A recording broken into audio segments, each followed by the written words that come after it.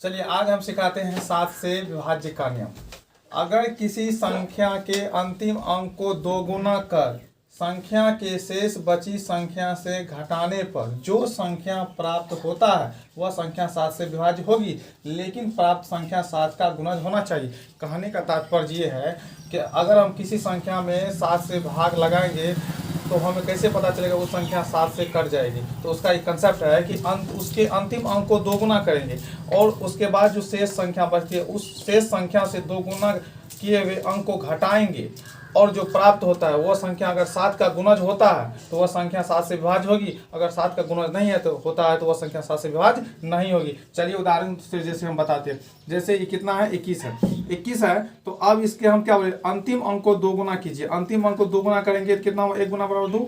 अब इधर शेष बचा संख्या 2, तो 2 में से 2 को जब हम घटाएंगे तो कितना बचा, यहाँ पर 0। हम जानते हैं कि जब 0 में कोई भी संख्या से भाग देते हैं तो 0 होता है, इसीलिए ये संख्या यानी संख्या 21 7 से विभाज्य है। इसी तरह से 35 को हम देखते हैं, इसका मल्टीपल करेंगे लास्ट वाले अंक का तो कितना हुआ, यानी 15 10। इधर बचा कितना 3 में से हम अगर 10 को घटाएंगे तो कितना बचा -7। ये माइनस में है, इससे डरने की बात नहीं है, लेकिन यहाँ पे 7 से कट जाती है, इसीलिए ये संख्या 35 7 से कट जाएगी। उसके बाद 371, तो ये 371 जो है इस लास्ट वाले अंक को क्या करेंगे, दोगुना करेंगे, कितना हुआ 2। इधर से संख्या कितना बचा 35 से इस 2 को घटाएंगे, कितना बचा यहाँ पे, सॉरी 37 से 2 को घटाएंगे 35 बचा।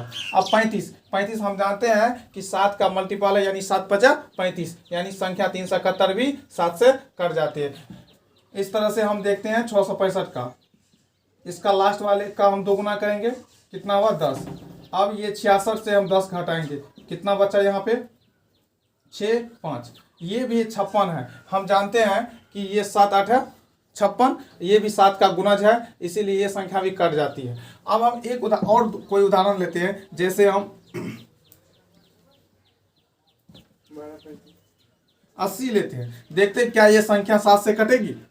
तो ये संख्या 7 से कैसे कटेगी या नहीं कटेगी, हम क्या बोले लास्ट वाले अंक को दोगुना करो, तो यानी लास्ट 0 गुना 2 बराबर 0 होगा, और 8 यानी शेष बची संख्या 8 होगा। 8 में से अगर हम 0 को घटाते हैं तो कितना बचा 8, ये 7 का गुणज नहीं है, इसीलिए संख्या 80 7 से नहीं कटेगा।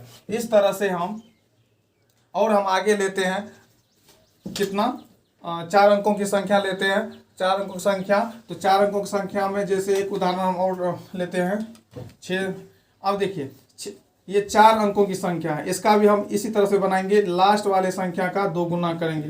तो लास्ट वाले संख्या का दोगुना करेंगे तो कितना हुआ 5 गुना 2 बराबर 10, और इधर संख्या कितना बचा 3 अंकों का, यानी 123। 123 में से 10 को घटाएंगे, कितना बचा 3 1 1। अभी भी ये संख्या बड़ी है, इस संख्या को फिर इसी तरह से हम छोटा करेंगे लास्ट वाले संख्या को, यानी दोगुना करेंगे, 3 दूना 6। अब इधर से संख्या बचा 11 में से 6 गया तो कितना बचा 5, ये 5 बचा, ये 7 का गुणज नहीं है, इसीलिए ये संख्या 7 से नहीं कटेगी। अब हम एक और उदाहरण लेते हैं, जैसे 1575 लेते हैं, 1575 लेते हैं। अब ये चेक करते हैं क्या ये संख्या 7 से कटेगी, तो हम क्या बोले लास्ट वाले अंक को दोगुना कीजिए, लास्ट वाले को दोगुना किए तो कितना हुआ 15 10। अब ये इधर शेष बची संख्या 157 है, तो 157 में से हम 10 घटाएंगे तो कितना बचा 147। अब 147 जो बचा तो देखते हैं क्या ये संख्या 7 से कटेगी। ये संख्या 3 अंकों की अभी भी बड़ी है, तो इस संख्या को और हम छोटा करके हम चेक कर लेते हैं। ये 7 दूना 14 हुआ, और 14 में से 14 गया, कितना बचा 0, ये भी संख्या 7 से कट जाएगी। अब हम और कोई उदाहरण लेते हैं 4 अंकों का,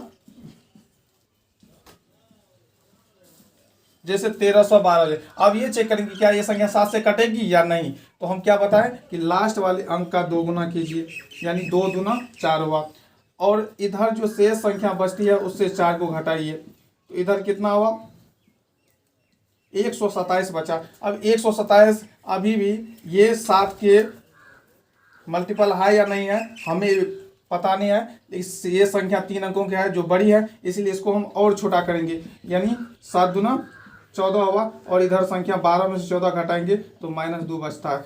यानी ये संख्या 7 का मल्टीपल नहीं है, इसीलिए ये संख्या 13 और 12 7 से नहीं कटेगी। इस तरह से हम 4 अंकों तक की संख्या को हम चेक कर सकते हैं 7 से भाग लगेगा या नहीं लगेगा। लेकिन यहाँ पे एक कंसेप्ट है कि अगर 5 अंकों या 5 अंक या 5 अंकों से अधिक संख्या हो जाती है तो उस कंडीशन में एक अलग कंसेप्ट है जो हम आगे की कक्षा में बताएंगे। धन्यवाद।